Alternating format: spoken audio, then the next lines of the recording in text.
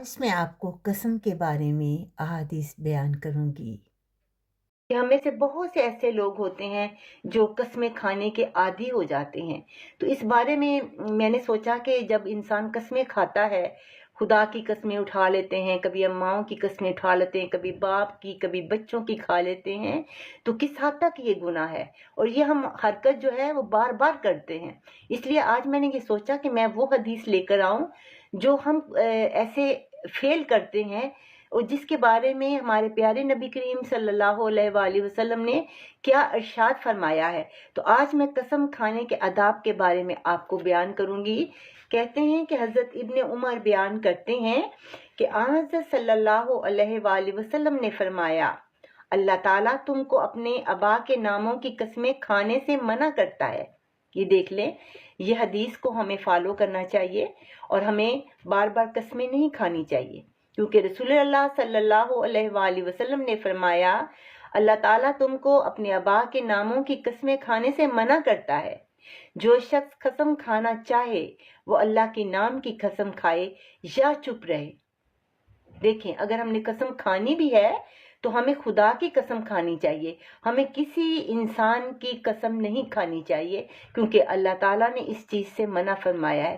لیکن ہم بار بار وہی کام کرتے ہیں جو اللہ تعالیٰ کو پسند نہیں ہے۔ تو پھر اللہ تعالیٰ ایسے لوگوں کے ساتھ جو ہے وہ کیا انصاف کرتا ہے؟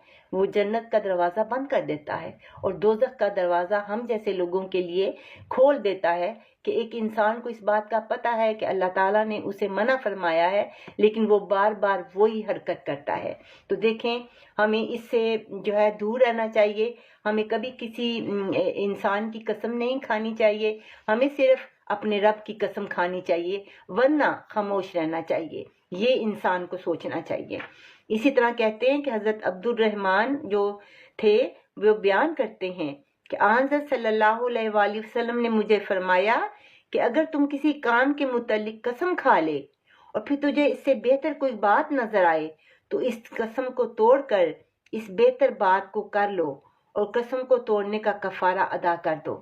اگر آپ سے بھولے سے آپ نے قسم کھائی ہے اور آپ کا وہ کام نہیں ہو سکا اور آپ تکلیف میں آ گئے ہیں، تو اس کے بارے میں پھر رسول پاک صلی اللہ علیہ وآلہ وسلم نے فرمایا کہ تم اس سے بہتر کوئی کام نظر آئے تو تم اس کی طرف رجوع کر لو، لیکن اگر تم لوگوں نے قسم کھا لی ہے تو اس سے بہتر طریقہ یہ ہے کہ آپ اس کا کفارہ ادا کر دو، یعنی اللہ تعالیٰ کی راہ میں جو ہے آپ جو ہے کچھ نہ کچھ اس نیت کے ساتھ صدقہ کر دو کہ یہ اللہ تعالیٰ نے اس قسم کھانے سے انسان کو جو ہے منع فرمایا ہے۔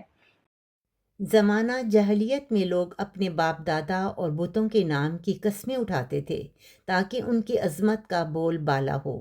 اللہ تعالیٰ نے چاہا کہ لوگوں کی زبانوں سے صرف اس کی عظمت و تکریم کا اظہار ہو، کیونکہ وہی معبود و برحق ہے۔ اس لیے اللہ تعالیٰ نے غیر اللہ کی قسم اٹھانے سے منع کر دیا۔ باپ دادا کی قسم اٹھانے سے ممانعت کی وجہ یہ ہے کہ قسم کا مقصد اس ذات کی عظمت کا اظہار ہے جس کی قسم اٹھائی جائے، اور حقیقی عظمت تو اللہ تعالیٰ ہی کے ساتھ خاص ہے، اس لیے غیر اللہ کی قسم اٹھانا منع ہے۔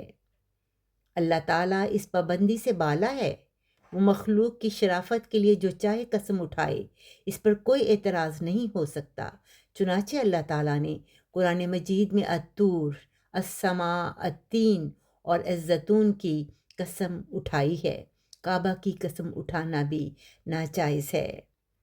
اس سے معلوم ہوا کہ رسول اللہ صلی اللہ علیہ وآلہ وسلم کی قسم اور آپ صلی اللہ علیہ وآلہ وسلم کے شہر مدینہ کی قسم اٹھانا جائز نہیں۔ حضرت ابن عمر رضی اللہ تعالیٰ سے روایت ہے، انہوں نے ایک آدمی کو کعبے کی قسم اٹھاتے ہوئے سنا تو فرمایا کہ غیر اللہ کی قسم نہ اٹھاؤ، کیونکہ میں نے رسول اللہ صلی اللہ علیہ وآلہ وسلم سے سنا ہے۔ آپ نے فرمایا، جس نے غیر اللہ کی قسم اٹھائی اس نے کفر یا شرک کا ارتکاب کیا۔ امام ترمذی بیان کرتے ہیں کہ بعض اہل علم نے اس حدیث کی تفسیر یوں بیان کی کہ حدیث میں غیر اللہ کی قسم اٹھانے کو شرک اور کفر قرار دیا گیا ہے۔ اس سے مراد سخت وعید ہے۔ قسم اٹھانے والا دائرہ اسلام سے خارج نہیں ہوتا، کیونکہ رسول اللہ صلی اللہ علیہ وآلہ وسلم نے حضرت عمر رضی اللہ تعالیٰ کو اپنے باپ کی قسم اٹھاتے دیکھ کر انہیں دوبارہ مسلمان ہونے کے متعلق نہیں کہا۔ وہاں البتہ اگر کوئی شخص بتوں کی قسم اٹھاتا ہے اور اس سے مقصود ان کی تعظیم و عظمت ہے تو وہ لا الہ الا اللہ کا اقرار کرے، کیونکہ رسول اللہ صلی اللہ علیہ وآلہ وسلم نے فرمایا، جس شخص نے لات و عزیٰ کی قسم اٹھائی وہ لا الہ الا اللہ پڑھے۔ یہ ہے قسم اٹھانے کے بارے میں احادیث، اور ہمیں اس بات کا خیال رکھنا چاہیے کہ ہم نے قسم نہیں اٹھانی۔